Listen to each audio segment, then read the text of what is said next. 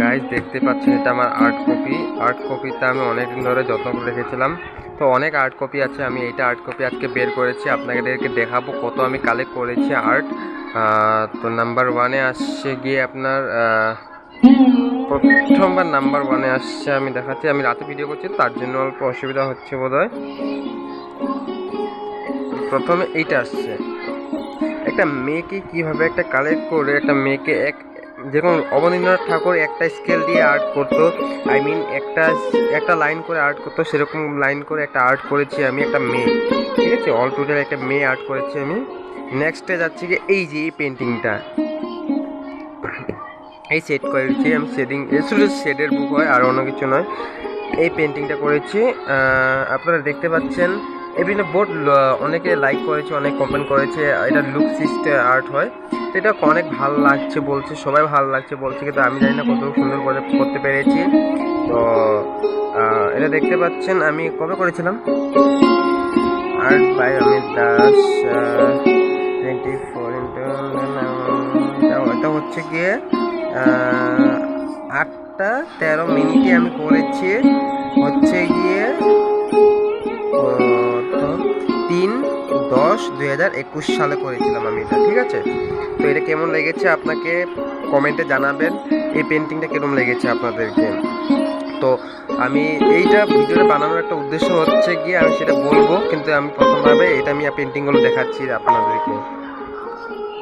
এইটা হলো গিয়ে জামিনী রায় করা পেন্টিং, একটা জামিনী রায় করা পেন্টিং হয় এইটা। তো এই পেন্টিংটা ছিল কালার ছিল, তো আমি একটা লুক দিয়ে এটাকে আমি শেডিং করেছি। ঠিক আছে, এটাকে আমি শেডিং করেছি, এটা চারোদিকে সেট করেছি। এটা কালার করা হয়েছিল লেকিন কালার করিনি আমি, এটা হয়েছে গিয়ে তোমার শেডিং।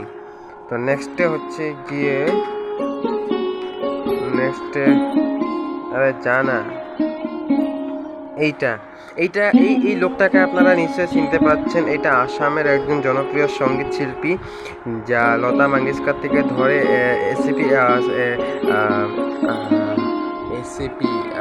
এসিপি সুব্রমণিয়াম স্যার যে সঙ্গীত শিল্পী, ওনার সঙ্গে উনি গান গেয়েছে।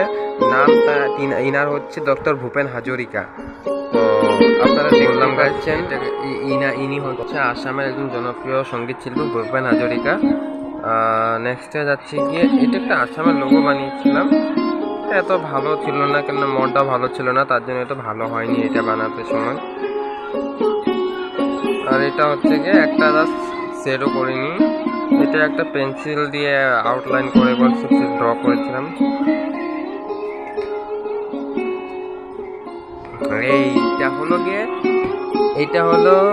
এটা হলো কম্পিউটারে বের করানো, এটা কম্পিউটারে বের করেছি আমি।